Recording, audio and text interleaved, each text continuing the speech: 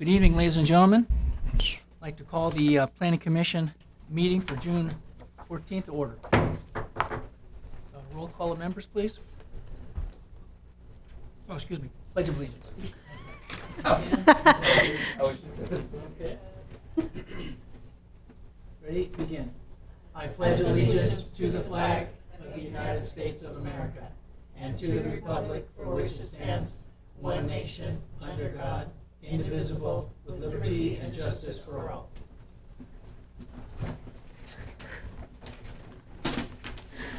Now the roll call. Commissioner Brago, Commissioner Anderson. Here. Commissioner Bautista. Here. Commissioner Esparza. Here. Chair Weisenberger. Here. We need a motion to... Mr. Chair, you make a motion to excuse. Okay, thank you. We need a motion to excuse Commissioner Abrego, please. Make the motion. My second. Been moved and seconded. Roll call, please. Commissioner Anderson. Here. Commissioner Yes. Bautista. Yes. Commissioner Esparza. Yes. Chair Weisenberger. Yes. Okay, item number 1, approval of minutes. We need a motion to approve Planning Commission minutes from May 10th. I'll move to approve the minutes from May 10th. I'll second. Okay, roll call, please. Commissioner Anderson. Yes. Commissioner Bautista. Yes. Commissioner Esparza. Yes. Chair Weisenberger. Yes. John, do we have any public comments tonight? No public comments? Is there any new business? Down to item number 2, reports. Driveway expansion pilot program. Yes, Mr. Chair and members of the commission. This is a program that was approved by the City Council, and we're bringing it to you this evening for informational purposes. And it's a pilot program up in the neighborhood that's bounded by, let's see, it would be the Century Freeway on the north, Garfield on the east, and the MTA and rail right-of-way on the south. So it's a pilot program to allow people to enlarge their driveways to try to alleviate some of the parking problems that we're having in the city. So not a lot, just a few feet here and there. And we have gotten approved, and it's in the next fiscal year budget to reimburse residents, property owners as they do this. And John King will walk you through the details. Thank you, John. That's really it. It's a driveway expansion program and just testing it on one particular neighborhood. As John mentioned, the City Council reviewed this last month, so it's just good to get us all involved. And it really is parking, and parking, as we know, just getting worse and worse. We have, with more people and limited space, we have more drivers, and it's been exacerbated by COVID-19. You have more folks working from home, so their cars are still there on their properties and out on the street. More people are quitting their, working for a boss and working for themselves. They're becoming, they're pursuing their entrepreneurial efforts, whatever it may be. So they're working from home, and so there's more cars on the street. And we've heard reports of others retiring, what we would consider to be early retirement or taking a break from employment, and for whatever reason, and just not returning. So with that and the housing, and the pile on the housing being unaffordable, as we know, younger adults are not moving out. They're sticking around, and they're driving, so they have their cars. So there's just more and more. And then add ADUs, so accessory dwelling units. The state is requiring us, as with all cities in California, to approve, if they meet all the code requirements, like garage conversions or small houses in the back, so ADUs. And with that, when a garage is converted, that's another parking space or two that's taken away. That oftentimes then the cars wind up on the street. So we're looking for solutions, and that's the point of the parking committee, the community-wide parking committee. And there's, you can look at it two ways. You have demand-based solutions. So how do you get people to not drive? Well, yeah, good luck, right? It's a great ideal, but it is very difficult, especially in Los Angeles, just how it's laid out. And we have a car culture. It is, we do have here that younger folks are delaying buying a car for their own reasons, taking up biking, but but overall, it's still, we're a long way off from that kind of change. So our focus here is supply based, just adding a little more parking space. And, we could say if we were successful in getting one car out of the street and onto the private property, then that's progress. But we're shooting for more than one, obviously. So more parking spaces, and that would be on a driveway. If there's a little, add a few more feet, maybe you can get another car in there and improve the situation. So this is a pilot program, and it's looking at this one neighborhood that John Carver mentioned, south of the Century Freeway. And most of these homes were built in the 1940s. And back then, there just weren't as many drivers, so maybe two cars, two drivers tops in a lot of cases, and it was developed 80 years ago. But these properties are wide enough to support having side-by-side parking. There are other neighborhoods in town that we probably wouldn't want to try this program out on for the most part. So there's sufficient width, and there's narrow driveways. So here's the area, an aerial photo, and it is the R1 single family residential zone, 203 properties. There's a handful of accessory dwelling units in this neighborhood, and some existing, some under construction. More or less, the population is 705. I don't think we can get a precise number, but that's more or less using census data. Here are two examples in the neighborhood. So you can see these two properties, they have a decent size width from side to side, but they have a narrow driveway. And it's an opportunity you can see actually the bottom photo, there's a vehicle hanging over into the sidewalk. So that's obstructing, the walkability and access. So that's not good. So the idea is have them some more garage, some driveway space. But we want to come up with some criteria, so we did. It's a careful balance because we could say you could concrete the whole front yard of all these properties, and sure, you'll take a lot of cars off the street, but it would not be very attractive. It'd be all concrete, and a lot of reasons. We're trying to be a environmentally sustainable city. So you do need that green space for a number of reasons. Property values, aesthetics. Somewhere for the water to drain, somewhere for trees to, it's by the freeway, so it's a good idea to have trees to absorb the dust out there.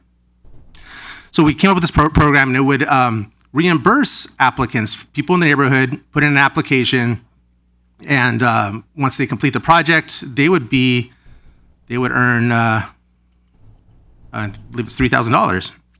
So it would be helpful. Wild button. So we have three categories depending on the size of the property. So those three categories with the possibility to expand a driveway up to 16 feet, 20 feet, and 30 feet based on the size. And generally, the idea is to have at least some landscaping on the side. So again, you don't want all these properties connected with just all concrete. So you want it broken up with planters.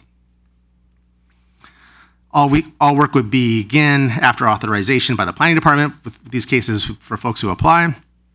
And the planning department, planning staff could require replacement landscaping like a tree just to make up for the loss of some of these landscape areas. All work would have to be done in a professional manner, keep it clean in the end, and all other regulations from the zone, the R1 single family zone would still apply. So here's another one of these properties. Here's a little opportunity to widen the driveway here. So kind of before and then after. You can see how in this view, the driveway is a little bit wider. Still that potted plant, you could disregard that. That would go away. And on the right of that car, you can see there's some green space that pops up. So they kind of go back and forth. Whoops, too far back. There's the before and there's the after again. So that's the idea. You get a second car on the property, but you still have the green space at the side. So again, $3,000 for each applicant, and we're looking at 10 projects for this neighborhood. This is what the city council adopted in their budget. And since this fiscal year is coming to the end this month, this would be pushed off to the next fiscal year. And upon review, we'll try this out, see what happens, and kind of tinker with it and apply it to other neighborhoods after review by the parking committee. And we could address similar concerns. There may be different rules for other neighborhoods where as appropriate. And that's really it. If you have any questions, I'm here to answer them. John, I have a question. Yes. The actual driveway space on the property, I understand that has an opportunity to be widened. What about the actual entrance from the street to the property itself? Will the curb actually be impacted if the That is a good question. Under our idea is to try to avoid that in most cases with this program. The city does entertain those requests. It's just a lot of times when you widen the apron, the approach, you end up taking away parking from the street. So we don't want that. We want it to be a net benefit. So at the direction of the city council, we're going to do our best to avoid those situations. So in some cases, you might end up with a kind of a curvy driveway, like a kind of an S shape off the narrow entrance, and then they kind of widens, bulbs out as you get into the private property. That makes sense. I have a question. How are the neighborhoods going to be picked? They're starting. That's a great question. So this came out of the parking committee as an action from this particular neighborhood. The neighborhoods, well, I'll kind of step back. So the parking committee is made up of the chair and vice chair of the Public Safety Commission and the Public Works Commission, and staff, and then the planning director, John Carver. So it's basically what the chair kind of guides which neighborhood is the next neighborhood for one of these parking committee meetings. And not every neighborhood is going to have the same solutions. So when they move around to different neighborhoods, then it would come up as, hey, this might be a good opportunity for neighborhood Y and neighborhood Z. So kind of take a look and see. Any other questions? All right, thank you, John. Okay, let's move to agenda item number 3, oral reports, city council actions. Yes, Mr. Chair, there were no items on the council agenda last week that pertain to the Planning Commission. All right, in that case, item number 4, comments. We have any comments from our city attorney tonight? No, sir, just glad to be back. I'm glad to see you back. Commissioners, we have any comments from our commissioners tonight? Nope. How about staff? Yes, a couple of things. Regarding the inquiry into painting street numbers onto the curbs, that is proposed in the fiscal budget FY 22-23. I'm sorry, not the Planning Commission. The City Council will be voting on that budget next week, Tuesday. If they do approve it, then it will be in the fiscal year budget that starts July 1st. So within the 12 months after that, we'll see that project happening. That's going to be done for houses and for businesses. Wow, great. Yeah. So thank you for bringing that up. Sure. Just offhand, do we have a ballpark figure of what something like that costs? No, they do. I don't have that number though. Okay. I could get that though. I would just be interested. Sure. I know I did mine for about $10, but Yeah. I just did mine. Alicia had some. Yeah. There was a lady over in Alicia's neighborhood that was doing it too. Right, Oh, so okay. I had a few of mine done on my Okay. street, Uh-huh. and I think I paid $15 Oh, each, yeah. so, Very good. yeah. Great. And then we have 2 other things I wanted to bring to your attention. Our planning intern, Jessica Guillen, who's in the back there, who's been with us for about 10 months, has gotten a full-time job with the city of Cudahy as an associate planner. So this week and next week will be her last week here. So we're wishing her good luck. And John King is always a great mentor. All of his interns find permanent jobs and they do very well. And we have a new intern to introduce to you. This is Andrew Farias. He's sitting over there on the right side of Valerie. So Andrew grew up in Whittier and will be starting his second year in the Master of Urban planning program at USC this coming fall. After receiving his bachelor's degree in accounting from USC in 2018, Andrew spent 2 years working as part of Ernst & Young's auditing practice prior to transitioning to urban planning. On his free time, Andrew enjoys traveling, camping, photography, and going on hikes. As his first position in planning, Andrew looks forward to growing and gaining diversified experience as part of the planning team at Paramount. So welcome, Andrew. Welcome. Awesome. And congratulations. And that's it. Yes. Wonderful, very good, thank you. Okay, I guess that takes us to our adjournment then. We're going to adjourn the meeting tonight, and our next meeting will be on July 12th, 2022 at 6 p.m.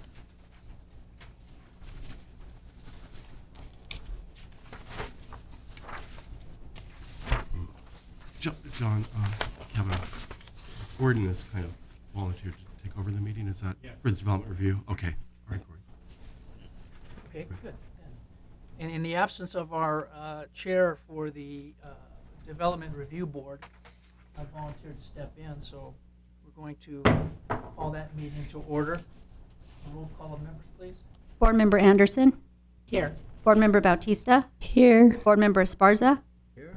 Board Member Weisenberger. Here. Okay, item number 1, approval of minutes from May 10. Need a motion to approve. I'll second. Okay, it's been moved and seconded. Roll call, please. Board Member Anderson. Yes. Board Member Bautista. Yes. Board Member Esparza. Yes. Board Member Weisenberger. Yes. Okay. Item number 2, any public comments tonight? No John? public comments. Okay, and item number 2 then is a DRA number 22004. This is a request by Synergy Engineering Services for a new singular wireless PCS LLC, and this is connected with AT&T to install and operate small cell wireless telecommunication equipment on a replacement utility pole in the public right-of-way adjacent to 8627 Rosecrans Avenue in the CM, which is Commercial Manufacturing Zone. Staff report. Yes, thank you, Board Member Weisenberger. Yes, so in the couple of years prior to COVID, we saw quite a few of these small cell sites, and they're going up on utility poles mostly to increase, enhance, and increase transmission of data. And so we didn't see any of these during COVID. And so we've got our first one. Actually, this one was approved prior to COVID, but they couldn't proceed because of COVID. So anyway, and we probably will start to see more of these in the future. And Ivan Reyes will give you the details on this one. Thank you, John. I'm here to present development review application number 22004, the project address 8627 Rosecrans Avenue. This is a request to install and operate a small cell wireless telecommunications equipment on a replacement utility pole in the public right-of-way. It's adjacent to 8627 Rosecrans, and it is located in the CM Commercial Manufacturing Zone. So just to give you some background, on August 9th of 2019, the Development Review Board approved DRA number 19007. But again, due to COVID and supply chain issues, the applicant had to essentially submit a new application as the 1-year approval had expired. So here's a satellite view of the project location. Again, it's in the public right-of-way, so it's on the northeast side of town off of Rosecrans Avenue, and the yellow node there indicates where that will be. And here's photos of the site. So on the left-hand side is the existing site, and on the right-hand side is the antenna where it will go on the public utility pole. The wireless small cell site consists of components such as an antenna, radio equipment, and surge protector. The equipment will be mounted to integrate with the pole to the maximum degree possible. Therefore, the visual impact of the skyline will be minimal. Energizing equipment will be located subgrade and will not be visible at the street level.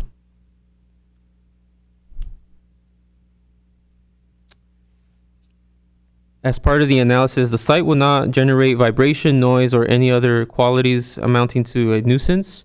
As part of the conditions of approval, the applicant must ensure that the public streets remain clean from dirt and debris during construction.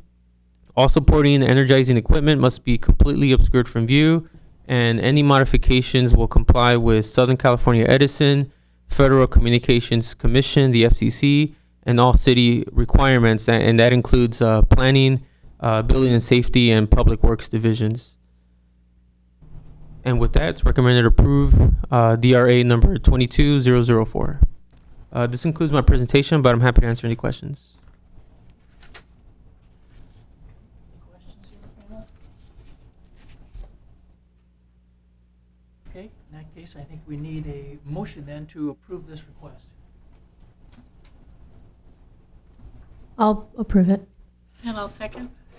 Been moved and seconded. Roll call, please. Board Member Anderson, Yes. Board Member Bautista, Yes. Board Member Esparza, Board Member Weisenberger. Okay. Item number 3, comments. Any comments from our board members tonight? Okay, how about staff? No comments? No comments. In that case, let's adjourn our Development Review Board meeting tonight, and we will reconvene on July 12th at 6 p.m.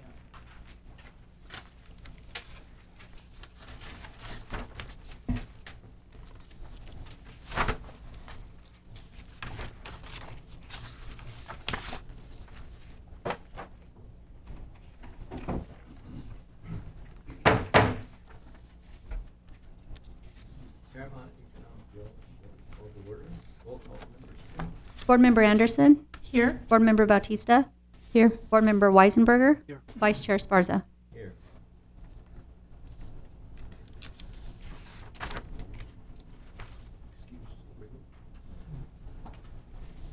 John, do we need to do the excuse for each of these meetings? Yes.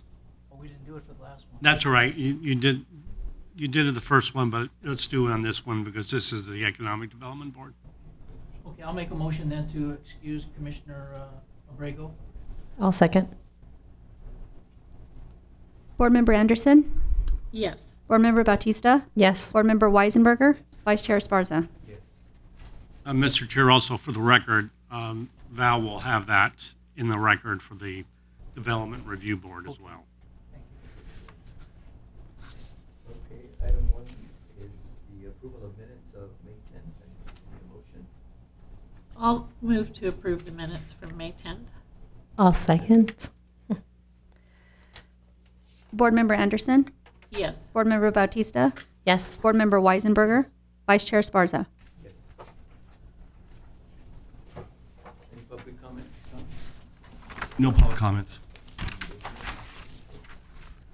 Item 2 is an oral report on the electric vehicle charging station update. Yes, John King will go through this with you. Thank you, John.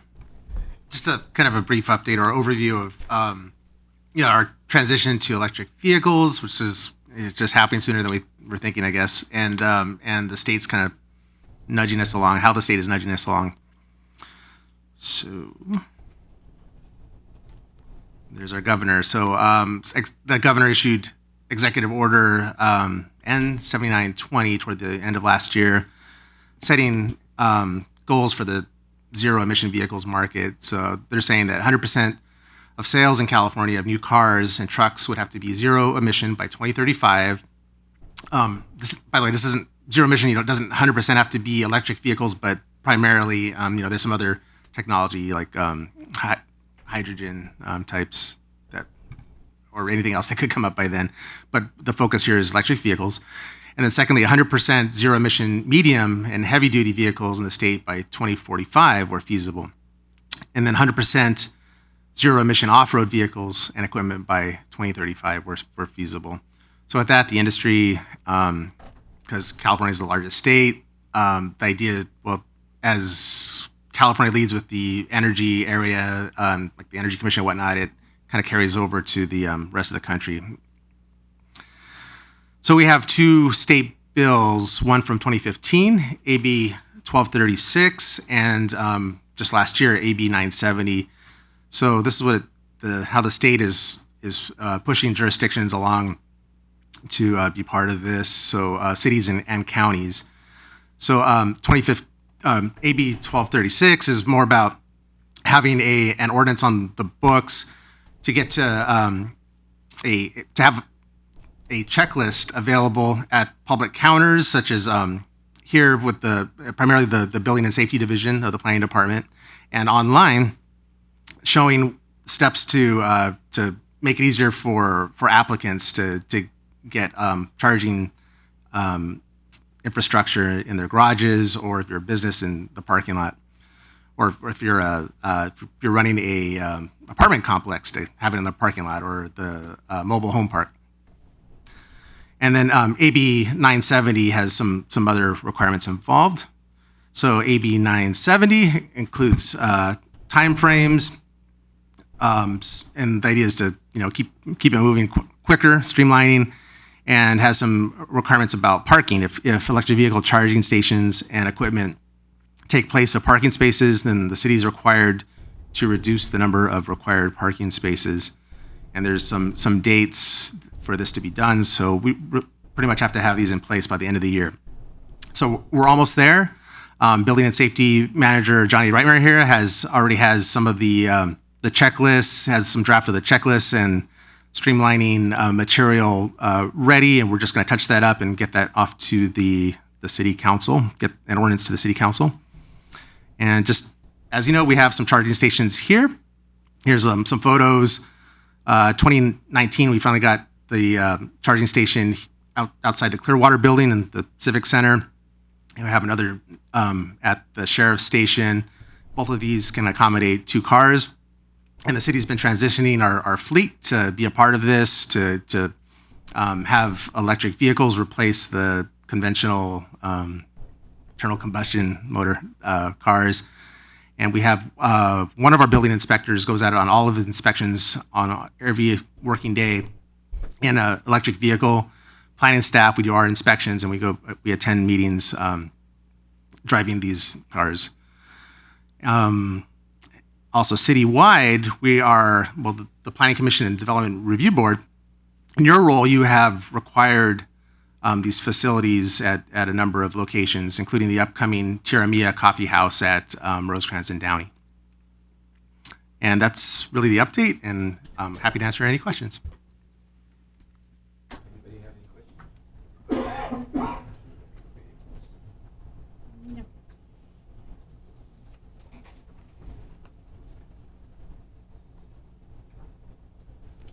Item 3, any comments from board members?